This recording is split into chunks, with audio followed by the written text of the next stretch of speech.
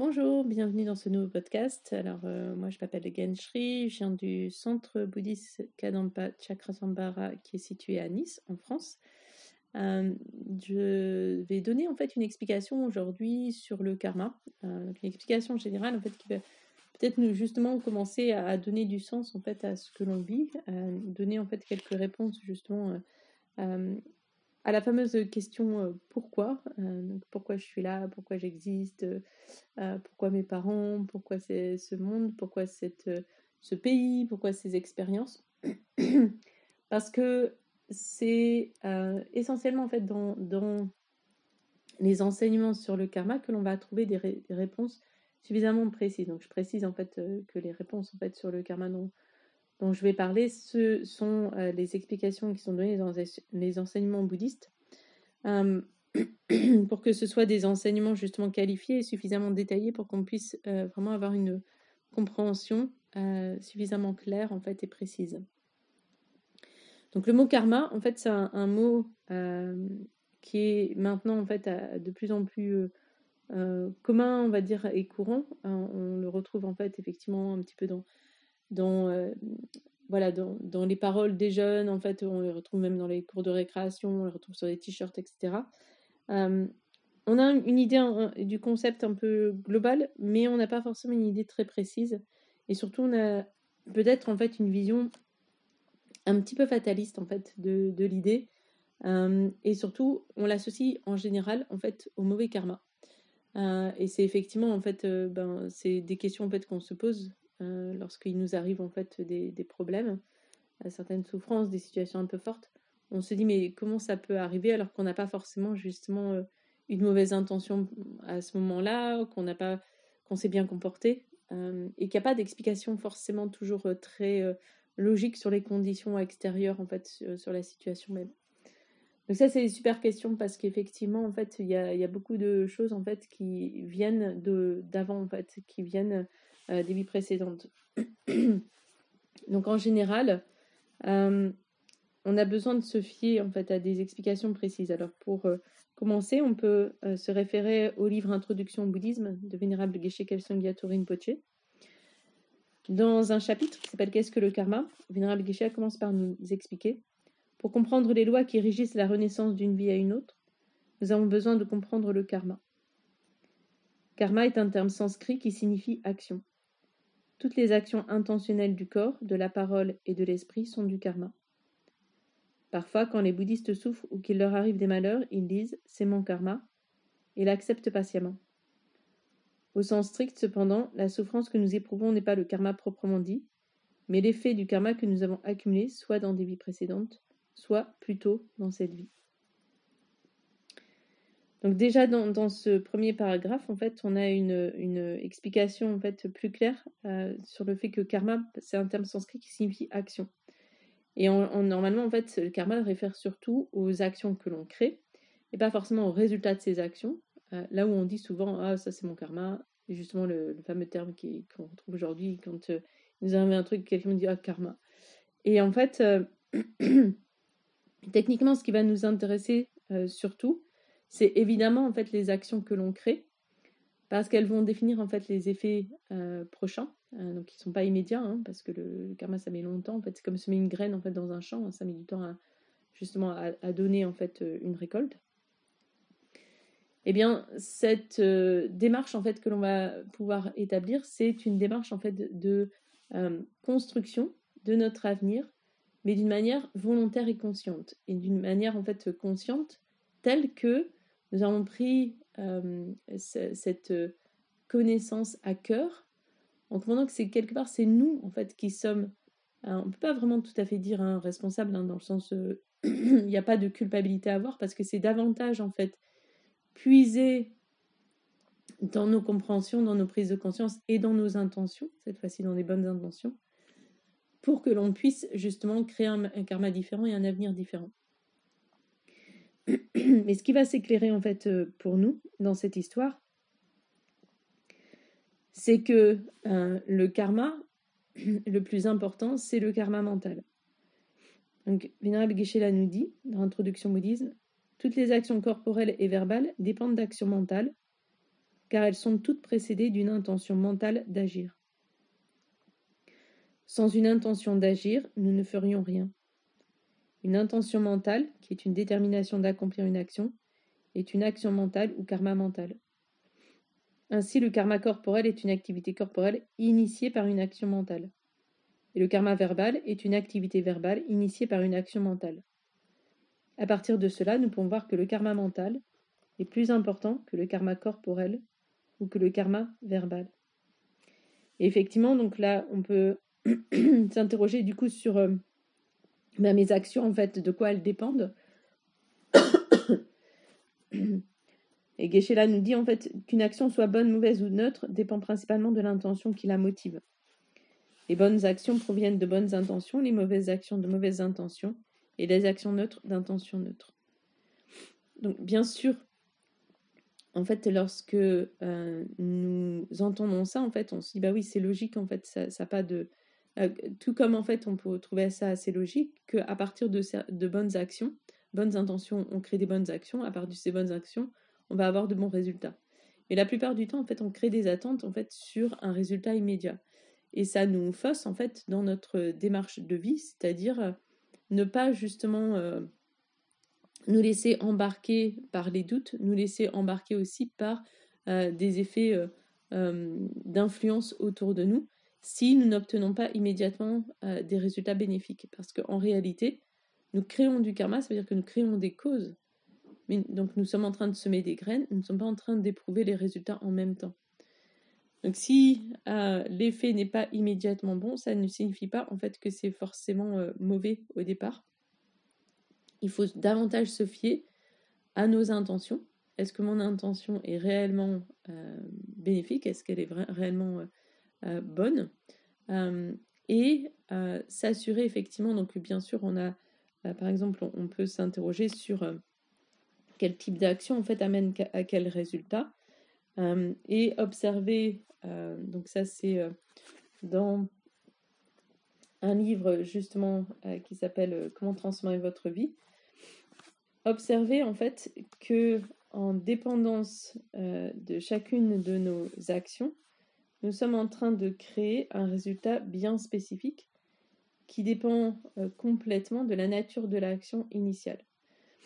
Donc, si je me fie en fait à cette logique et en fait à cette loi du karma, cette loi de cause à effet, je peux comprendre en fait que j'ai besoin de savoir quelles actions j'ai besoin d'abandonner et quelles actions j'ai besoin de pratiquer. Et en fait, si on avait cette connaissance réelle et qu'on la mettait en pratique, il n'y aurait aucune base pour éprouver souffrance ou problème. Donc, en dépendance de cette loi de cause à effet, en dépendance du karma, en comprenant que nous nous engageons tous en fait dans des tas d'actions en fait continuellement, perpétuellement, bah, évidemment en fait nous ne pouvons pas avoir exactement chacun le même résultat, c'est-à-dire ensemble, on ne peut pas avoir exactement la même disposition mentale, la même apparence physique, la même expérience de chaque chose. En fait, tout ça, en fait, ce sont des différents effets d'innombrables actions qui ont été effectuées dans le passé par chacun d'entre nous. Donc effectivement, on ne peut pas trouver par exemple deux personnes qui ont créé exactement la même succession d'actions au cours de leur vie passée. Donc ça, c'est une explication qu'on peut trouver dans Comment transformer votre vie. Geshe-la nous dit, nous ne pouvons donc pas trouver deux personnes dont les états d'esprit, les expériences ou l'apparence physique sont identiques. Chaque personne possède un karma personnel unique. Vraiment, chaque personne possède un karma personnel unique.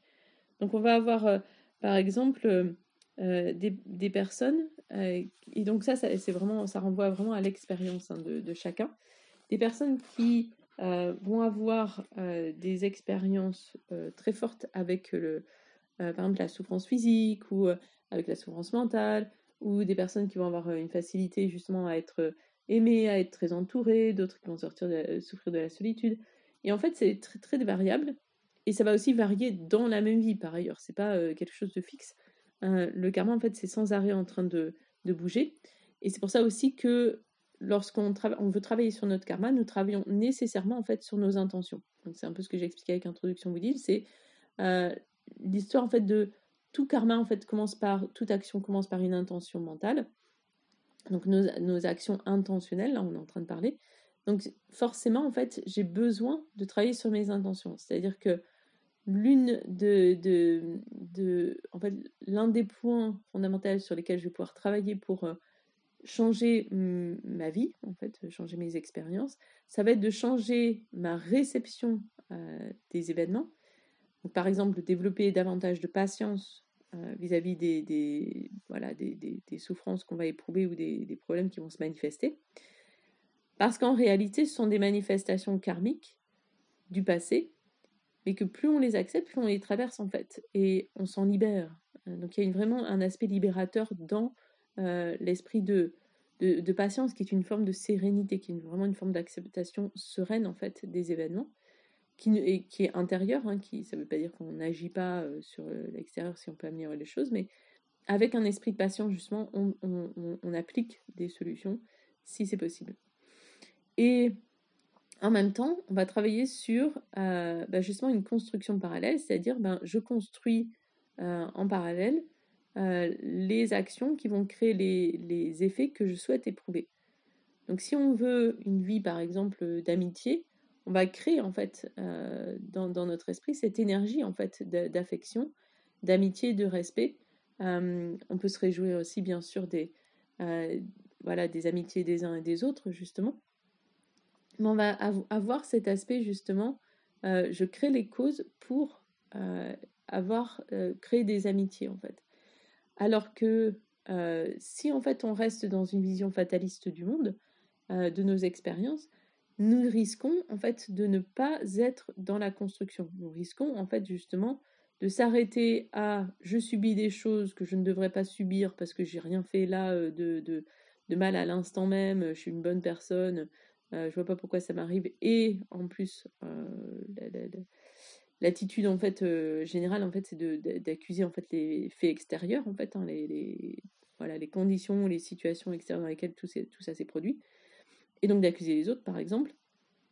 Alors que dans la démarche en fait de compréhension du karma, justement on va pouvoir commencer à lâcher prise en fait avec l'aspect extérieur, lâcher prise avec justement les comportements des autres, parce que on n'a pas le contrôle en fait sur les uns et les autres et leurs intentions, et voilà, on peut pas contrôler leurs actions, mais en revanche on peut justement se focaliser sur la source de nos expériences pour commencer à changer en fait notre avenir et avoir une certaine sérénité par rapport à ce qui peut se produire là maintenant. C'est-à-dire que ici et maintenant, comprendre le karma va m'amener beaucoup de paix, beaucoup en fait, de tranquillité de l'esprit, parce que je ne vais pas trop me focaliser sur un aspect temporaire d'une souffrance particulière, ni la condition dans laquelle ça s'est produit, mais je vais me focaliser plus sur comment je peux transformer cette situation en quelque chose de bénéfique pour l'avenir, comment je peux tourner mon esprit en fait vers quelque chose de positif, de créatif. C'est-à-dire donc comment je peux créer quelque chose de différent pour la suite. Parce qu'il y a toujours une suite. C'est la vie continue en fait dans cette vie déjà, donc on n'est pas mort, mais c'est aussi en fait vie après vie, c'est la continuité de la conscience. Donc en fait, tout ce que je crée par mes intentions et par les actions que je pose aujourd'hui ne sont pas perdus en réalité. Donc inversement, ce qu'on peut comprendre du coup, c'est que si nous ne faisons pas une action, nous ne pourrons pas en éprouver le résultat. Donc si nous n'effectuons pas une action par exemple négative de la parole blessante par exemple, dire quelque chose qui blesse quelqu'un, si nous n'avons jamais effectué ce type d'action, nous ne pourrons jamais en éprouver l'effet. C'est-à-dire qu'on ne pourra jamais nous faire du mal par des paroles, par exemple. Donc c'est hyper intéressant parce que ça nous permet de comprendre. Bien sûr, en fait, on ne peut pas dire qu'on n'a jamais fait ce genre de choses. Hein, c'est assez facile à comprendre, mais ce type d'action qui est assez, en fait, qui sont assez fréquentes.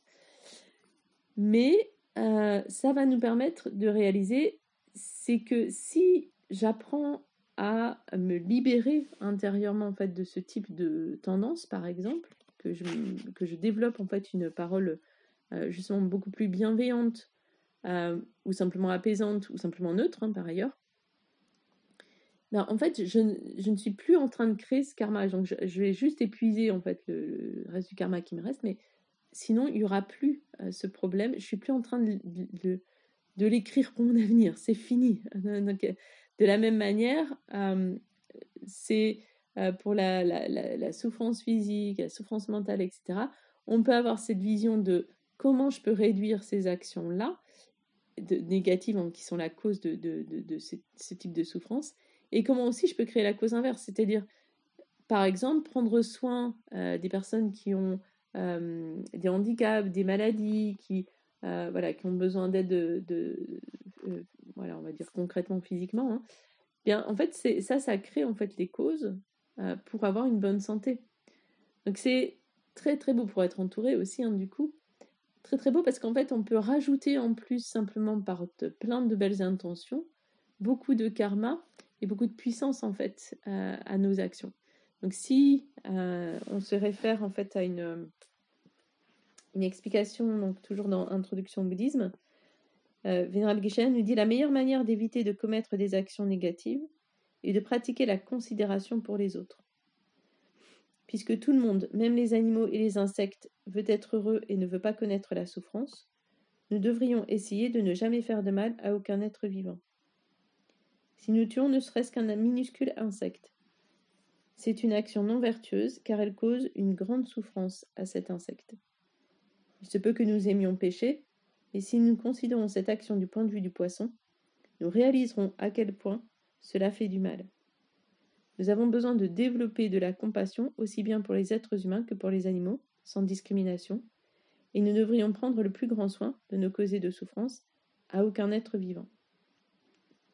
Donc ce passage, en fait, il est très riche en fait, hein, de sens parce que même si donc il prend des exemples bien précis, ces exemples bien précis, en fait, on peut beaucoup les généraliser en fait à plein d'autres situations précises que nous vivons nous personnellement, parce qu'en fait, il nous donne l'ingrédient essentiel. Là où par exemple, on peut se dire, mais ça va être difficile de sortir de telle ou telle tendance, où on n'a pas forcément une idée précise de mais quel type d'action négative je suis en train de faire. En vrai, je fais pas tellement d'actions négatives, etc. Et là, en fait, il pointe en fait le fait que l'état d'esprit principal qui va nous aider, en fait, justement, à prendre conscience de l'impact de nos actions et donc de leur nature, ça va être la considération pour les autres. Ça veut dire, en fait, s'intéresser davantage aux autres, et en particulier, donc, avec un esprit de considération, de respect et d'affection. Mais surtout, ça veut dire réussir, en fait, à intégrer l'expérience que cela cause à l'autre. Si j'intègre donc, si je développe donc ma considération pour l'autre avec cette vision, comment cela va impacter l'expérience, enfin, va impacter l'esprit de l'autre, en fait, comment cela va impacter son ressenti, ses sensations, ses expériences. Si je me mets en fait un petit peu à la place de l'autre, même sans forcément intégrer voilà, toute la situation, on le voit bien avec les deux exemples que Vénérable Geshe-la nous donne. Donc tuer ne serait-ce qu'un minuscule insecte, alors qu'on a une vision de la taille de l'être vivant dont on parle, en fait, pour nous, en tant qu'être humain, en fait, avec l'orgueil humain, on a une vision en fait très réductrice en fait de la valeur des êtres en fonction de leur taille. Mais si on pense à l'action de tuer, si on prend la considération la grande souffrance que ça implique à cet être vivant, on se dit, mais non, mais en fait, c'est une grande souffrance, c'est une grave action négative finalement, du point de vue de la nature de l'action et de ce que cela cause comme souffrance à l'autre, l'impact que cela a sur l'autre. Si on prend le deuxième exemple en fait de péché, du point de vue du poisson, en fait, on va réaliser le mal que ça produit, en fait, la souffrance que cela produit physiquement, mais aussi mentalement, avec toute la panique que ça crée chez cet être vivant à ce moment-là. Et donc, bien sûr, ça va bousculer un petit peu notre vision des choses. On va pas pouvoir tout changer d'un seul coup, hein. On prend une mesure, en fait, on prend petit à petit mesure du grand travail qu'il y a à faire sur soi. Mais en même temps, on comprend que si on veut travailler sur notre karma, d'abord, on a besoin de comprendre que toutes nos actions ont un résultat, en fait, ont un effet. et de commencer en fait à justement au lieu de voilà de paniquer en fait à chaque voilà action maladroite qu'on ferait ou autre, davantage s'interroger c'est quelle intention je pourrais mettre pour que justement je ne répète pas ça à l'avenir ou qu'au moins je réduise en fait ça à l'avenir. Et donc on va réduire la gravité déjà de nos actions, on va réduire la fréquence de ces actions négatives naturellement en développant la considération pour les autres et en même temps on va pouvoir vraiment intégrer des intentions bienveillantes pour que justement on crée nos expériences différentes et qu'on crée en fait cette énergie spéciale parce qu'en fait le karma, donc là on a peut-être une idée, c'est un peu centré sur nos expériences personnelles et c'est pas relié aux autres. En fait tout est relié aux autres. En fait on peut pas séparer en fait nos expériences des expériences réellement des autres, même si voilà chacun on vit notre propre karma, hein, mais on est toujours en interaction, l'air de rien, y compris avec donc justement avec le karma mental. Donc le mieux, et on va conclure là-dessus, en fait, c'est finalement, pour m'aider dans ma démarche de changement karmique et d'amélioration en fait de mon karma, ben, en fait j'ai besoin de développer des intentions mentales spéciales, en fait des intentions mentales qui soient dans la bienveillance, dans le respect, dans la sagesse. Et comment je peux faire ça? Ben, c'est essentiellement justement en intégrant des méditations, les méditations que Bouddha a enseignées, hein, les méditations du Lamrim qu'on retrouve dans le nouveau manuel de méditation par exemple, et des enseignements qu'on trouve dans Comment transformer votre vie, les appliquer en fait simplement par réflexion dans notre esprit, et du coup commencer à les mettre en fait en fonctionnement dans notre propre esprit. C'est-à-dire faire en sorte que ces livres soient pas des livres en fait, mais soient une expérience intérieure dans notre cœur, qu'on les rende en fait vivants justement, ces enseignements deviennent vivants en traversant et en changeant notre esprit. Donc la méditation, ça va beaucoup nous aider, mais on peut aussi prendre simplement en considération une manière plus, on va dire plus quotidienne, plus active en fait hein, de méditer au départ, c'est simplement réfléchir posément à ces enseignements petit à petit en fait en lisant voilà quelques paragraphes, une page ou deux, réfléchir et intégrer ça en fait dans notre démarche personnelle. Et pour vraiment mettre vraiment le point vraiment, c'est toujours dédier nos actions en fait au bien-être des autres. Et donc mentalement, on peut par exemple ce podcast, on peut se dire ben, je souhaite, je finis en souhaitant que cela apporte beaucoup de bienfaits à tous les êtres de ce monde. Voilà, merci beaucoup. Et puis, bonne écoute pour les podcasts suivants, les balados suivants. À bientôt!